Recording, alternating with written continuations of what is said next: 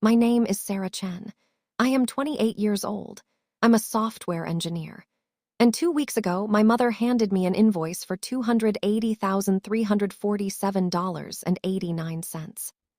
The subject line read, "Cost of raising an ungrateful daughter." It happened at family dinner. My parents were seated at the head of the table. My brother Derek sat beside his wife Amanda. I was across from my mother. The plates were still warm. The air still smelled like garlic and soy sauce. It should have been an ordinary evening. Instead, my mother reached into her purse and pulled out a thick manila folder. She didn't slam it down. She slid it across the table slowly, deliberately. "Open it," she said. Inside was a 23-page spreadsheet. Every single year of my life from birth to 18 was itemized, broken down into neat, unforgiving categories. Food, clothing, housing, medical expenses, school supplies, extracurricular activities, emotional labor, lost career advancement. At the bottom in bold, total amount owed, $280,347.89. Below that, a payment schedule, $2,500 per month, 8 years. My throat tightened. "Mom, what is this?" "This," she said calmly, "is accountability. You think you don't owe me anything. You owe me everything." Derek wouldn't look at me. My father stared at the table like it had answers. And suddenly, 28 years of confusion began rearranging themselves into clarity. Growing up, the difference between Derek and me wasn't subtle. It was structural. When Derek wanted piano lessons, they hired a private instructor. When I wanted art classes, my mother handed me a pack of discount crayons and said creativity didn't require investment. When Derek made the soccer team, both parents attended every game. When I won debate regionals, my mother said, "Don't get arrogant." At 13, I won a full scholarship to a prestigious STEM summer camp. Tuition, housing, meals, completely covered. "I'm so proud of myself," I told her. "You're not going," she replied flatly. "But it's free." "Nothing is free. Gas costs money. Time costs money. Stop thinking only about yourself." That same summer, Derek attended basketball camp 2 states away. My parents drove him, booked a hotel, took pictures, posted proud captions online. He was the investment. I was the expense. In high school, I had straight A's, 3 clubs, a part-time job. Derek barely passed his classes. "He's social," my mother would say. "He enjoys life. Not everything is about grades." When college applications came, I was accepted into Massachusetts Institute of Technology with a full scholarship and living stipend. My mother's reaction was not joy. "Boston is far. Why are you leaving your family?" 2 years later, when Derek applied to state college with average grades, my parents hired consultants, paid for tutoring, threw him a celebration dinner. When I left for MIT, my mother hugged Derek longer than she hugged me. At MIT, for the first time, I was surrounded by people who celebrated intelligence instead of punishing it. I graduated summa cum laude, accepted a job at a major tech company with a 6-figure starting salary. I called home to share the news. "That's nice," my mother said. "Derek needs help with his resume." Every success of mine became a resource for him. After I moved to San Francisco, the requests began. "Derek needs $300 for rent." "Your dad's car broke down." "There's a medical expense." Over 3 years, I sent $15,000. I tracked every dollar. Because something inside me didn't trust the narrative. 6 months before the invoice dinner, I brought my boyfriend home for Thanksgiving. My mother made constant remarks about his teacher salary. "When will he get a real job? Must be hard for him that you earn more." 2 weeks later, he ended the relationship. "Your family undermines you," he said, "and you let them." That's when I started therapy. My therapist used a word I had never allowed myself to consider. Scapegoat. Families assign roles. One child absorbs the disappointment, the regret, the unfulfilled dreams. At the dinner table, holding that invoice, I realized I had been carrying something that was never mine. I was getting my MBA, my mother suddenly snapped during the argument. I had plans, I had ambition, then I got pregnant with you. Silence fell heavy. You ruined everything, she whispered. The words didn't shock me. They explained me. I was a baby, I said quietly. I didn't have a choice, she cried. Yes, you did, I replied. I didn't. My father finally spoke. Helen, stop. But she couldn't. I gave up my career, my future, my independence. And you've been charging me interest ever since, I said. Then I reached into my bag. Because I had prepared. I placed printed bank transfers on the table. Here's $2,000 for a medical emergency. That same week, Derek posted pictures from Las Vegas. Derek froze. Here's $1,200 for rent. That paid his gaming credit card. Amanda slowly turned toward him, realization dawning. Here's $800 for car repairs. The mechanic receipt says $320. My mother's face turned pale. I documented every transfer, every excuse, every lie. Then I placed another document down. A formal letter, drafted by an attorney. If you attempt to collect this fabricated debt, I said calmly, I will pursue legal action for harassment and fraud. I have evidence of financial misrepresentation and coercion. You would sue your own family, Derek said. If necessary. My voice didn't shake. For the first time in my life, I was not seeking approval. I was setting terms. You cannot invoice a child for basic parenting, I continued. Legally, that claim has no standing. Morally, it's worse. My mother looked smaller than she ever had. You're ungrateful, she whispered. No, I said gently. I'm finished. I stood up. I owe you nothing. Not money, not guilt, not my future. And I walked out. The following week, I received a certified letter attempting to formalize the repayment agreement. That was her final mistake. My attorney responded with a cease and desist notice citing state statutes against harassment and fraudulent financial claims. It warned of immediate legal action if further attempts were made. Silence followed. No lawsuit. No collections. Because legally, she had no case.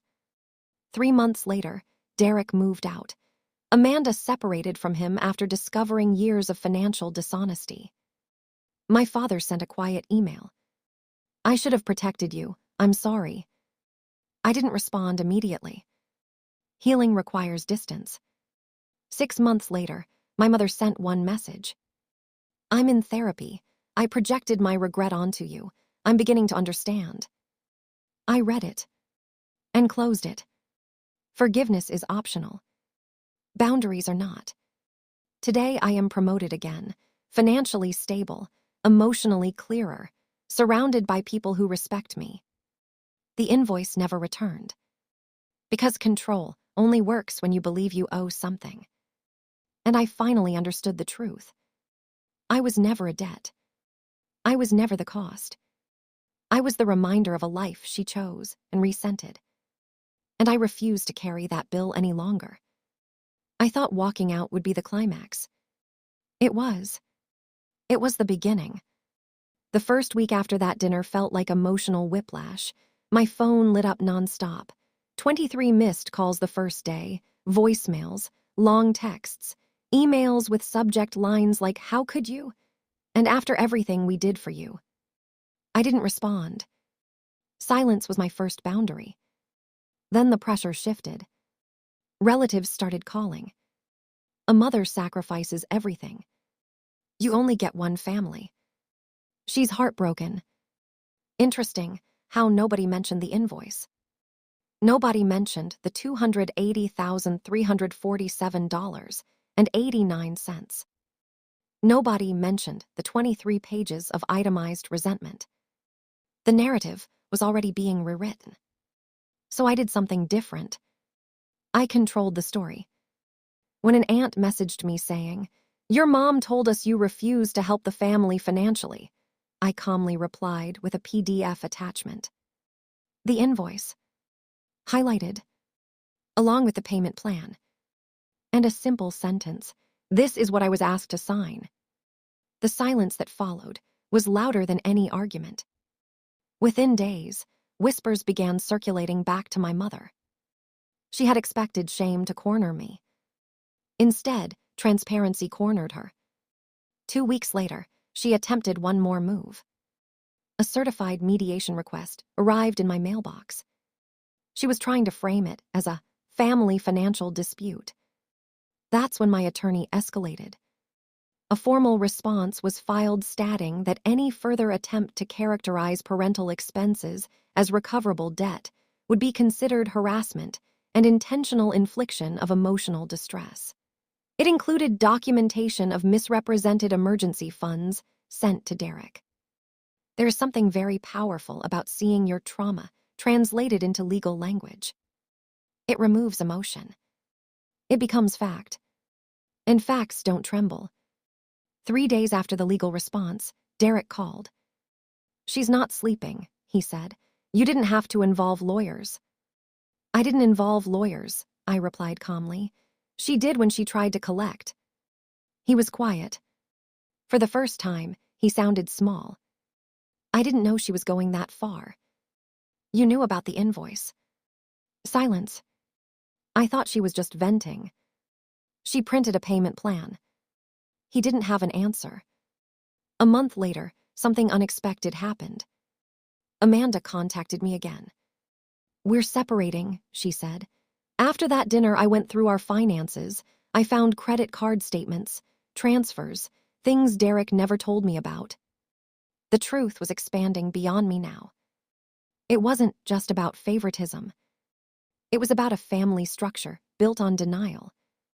Derek eventually moved out, got a full-time job.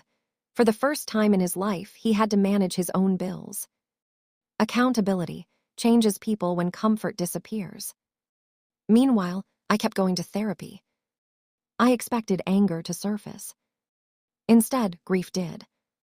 Grief for the little girl who won competitions and scanned the crowd for parents who weren't coming. Grief for the teenager who thought independence was a personality trait instead of survival. Grief for the adult who believed love had to be earned. One evening, months later, my father asked to meet in a public cafe. He looked older, smaller. "I should have stopped it," he said quietly. "The invoice, the comparisons, the blame." "Why didn't you?" I asked. He exhaled slowly. "Because it was easier to let you handle it. You were strong. Derek was." There it was. Strength had become my burden. "I was a child," I said softly. "It wasn't my job to be strong." He nodded. "I know that now." We didn't hug, but something honest passed between us. Then came the final shift. 6 months after the invoice, my mother sent another message. Not dramatic, not defensive, just plain. "I'm in therapy. I've been diagnosed with unresolved grief and displaced resentment. I was angry at my life and blamed you. The invoice was wrong. I won't contact you about money again." No apology yet, but acknowledgement. And for the first time, I didn't feel the urge to respond immediately. Because closure wasn't something she could give me. I had already built it. Financially, I was stronger than ever. I invested the money I once sent for emergencies. I bought my own place. I built a savings account that felt like armor. Emotionally, I was different. When someone complimented my ambition, I didn't shrink. When someone criticized me unfairly, I didn't internalize it. When love entered my life again, I didn't apologize for my success. The invoice had tried to reduce my life to numbers, but it accidentally revealed the truth. I was never a burden. I was a mirror. And some people resent reflections. Legally, she never tried again. Emotionally, she no longer had leverage. And psychologically, I finally stepped out of the role assigned to me before I could even speak. The scapegoat. The debt. The cost. I am none of those things. I am a woman who refused to sign a contract she never agreed to. And that refusal changed everything. A year passed. You would think that would be the end of it. It was. Because when a family system shifts, it doesn't collapse quietly. It recalibrates. It searches for balance. And when the scapegoat steps out of position, the entire structure shakes. I heard through extended relatives that my mother had stopped talking about the invoice completely.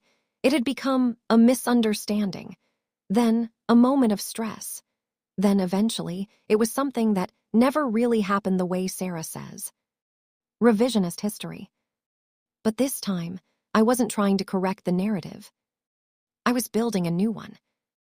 At work, I led a major software deployment that saved the company millions. I was promoted to senior engineering manager. The salary increase was significant, the stock options even more so. For the first time in my life, I allowed myself to celebrate without guilt. No shrinking. No downplaying. No emotional tax. One afternoon, I received an unexpected email from a law firm. My stomach tightened for a second. Then I opened it. It wasn't from my mother. It was regarding Derek. He had accumulated debt, significant debt, credit cards, personal loans, a failed small investment he tried to launch after moving out. My name wasn't attached, but apparently during one application he had listed me as a financial reference. Without asking. That was his final mistake. My attorney sent a formal notice demanding immediate removal of my name from any financial documentation and warning of identity misuse consequences. It was swift, precise, professional. Within 48 hours, my name was cleared. And something inside me solidified permanently.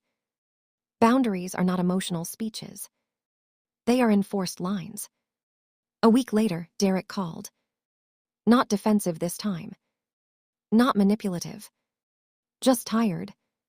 I messed up, he admitted. I always thought you'd fix things. I'm not your safety net, I replied. I know. It was the first honest thing he had ever said to me. We didn't reconcile, but we redefined. Distance, clarity, responsibility. Months later, my mother asked, through my father, if I would agree to one mediated conversation. Not about money, not about blame, just closure. I agreed on one condition. It would be recorded, professionally documented, no emotional ambushes, no rewriting history. We met in a neutral office. She looked older. Therapy had softened her posture, or maybe reality had. She didn't bring a folder this time. She brought a single sheet of paper. I was wrong, she said before sitting down. No dramatics. No tears. Just plain truth. I blamed you for choices that were mine. I resented you for surviving what I couldn't finish. The invoice was cruel. I listened. Not as a child seeking approval, but as an adult evaluating accountability. I don't need you to understand my pain, I said calmly. I needed you to stop creating it. She nodded. I have. There was no hug. No cinematic reconciliation. Just two women sitting across from each other, finally speaking without illusion. When I left that office, I didn't feel victorious. I felt free. Because domination isn't screaming louder. It's standing steady. Legally, financially, emotionally, I had secured myself. No shared accounts. No financial entanglements. No emotional manipulation. Clear documentation. Clear distance. The final proof came quietly. 2 years after the invoice dinner, my mother sold the house, downsized, paid off debts, started part-time consulting work using the business skills she once abandoned. She rebuilt her life. Not through me. Without me. And that was the healthiest outcome possible. As for me, I invested aggressively. purchased a second property, began mentoring young women in tech who came from complicated family backgrounds. One evening, after a mentorship session, a young engineer told me, "My parents say I owe them everything." I smiled gently. "No," I said. "They chose to have you. You owe yourself everything." And in that moment, I realized something profound. The invoice tried to reduce my existence to a liability. But my refusal turned it into leverage. It forced truth into the open. It forced accountability into motion. It forced me to step fully into my power. Smart domination isn't revenge. It's structure. It's documentation. It's calm enforcement of boundaries. It's knowing the law, knowing your worth, and refusing contracts you never signed. My name is Sarah Chen. I was handed a bill for being born. I declined. And in doing so, I reclaimed every single thing that was always mine. 3 years after the invoice, something happened that made me realize the story had truly ended. Not because the pain disappeared, but because it no longer defined me. It was a quiet Sunday morning. I was sitting in my living room, sunlight pouring across hardwood floors I paid for myself, coffee steaming beside my laptop, no tension in my chest, no unread messages that made my stomach drop. Peace had become normal, and that was the real victory. Derek had stabilized, not spectacularly successful, not a failure, just responsible. Bills paid, job steady, no emergency calls, no quiet expectations that I would rescue him. My father and I maintained occasional contact. Neutral, respectful, no guilt woven between sentences. My mother and I spoke twice a year, briefly, carefully, boundaries intact. No financial discussions, no emotional rewriting of history. She never mentioned the invoice again. But one afternoon, during a short call, she said something unexpected. "I've been speaking to other women in therapy," she said. "A lot of them resent their daughters. I didn't realize how common it is. We see in them what we lost in ourselves." I listened. Not absorbing. Not defending. Just observing. "I'm glad you're doing the work," I replied. And I meant it. Because the final stage of domination isn't punishment. It's detachment. There was one last loose thread, though. A distant relative tried, at a family gathering I did not attend, to retell the story. "You know how kids are these days," she reportedly said. "So ungrateful. Poor Helen sacrificed everything." This time, I didn't defend myself. I didn't send PDFs. I didn't send documentation. I didn't correct the narrative. Because my life was the correction. My stability. My success. My calm. Truth does not require constant explanation. The final shift came when I reviewed my financial portfolio one evening. Investments growing, assets diversified, emergency fund strong, retirement contributions ahead of schedule. I paused and thought about that number. $280,347.89. The amount she said I owed. Ironically, that number now existed in my brokerage account. But not as debt. As growth. As ownership. As proof. The child who was labeled a cost had built capital. The daughter who was told she ruined a future had constructed her own. The scapegoat had stepped out of the fire and into strategy. I sometimes think back to that dinner table. The garlic. The silence. The weight of paper against wood. If I had signed it, emotionally or financially, my life would look very different. Instead, I chose documentation over drama. Law over guilt. Boundaries over blood ties. That was the smartest decision I ever made. Smart domination is not loud. It is not revenge. It is not cruelty. It is knowing your rights, knowing your value, and refusing to participate in contracts built from someone else's regret. I was never a debt. I was never a liability. I was never the price of a ruined dream. I was a child, and children do not owe repayment for being born. If this story resonated with you, if you have ever been made to feel like your existence was a burden, remember this. You are not a bill. You are not an obligation. You are not interest accumulating over time. You are a human being deserving of unconditional love. If you believe that, write "not a debt" in the comments. And if stories like this empower you to stand up, set boundaries, and protect your peace, make sure to like and subscribe for more powerful journeys of strength, clarity, and smart endings. Thank you for being here.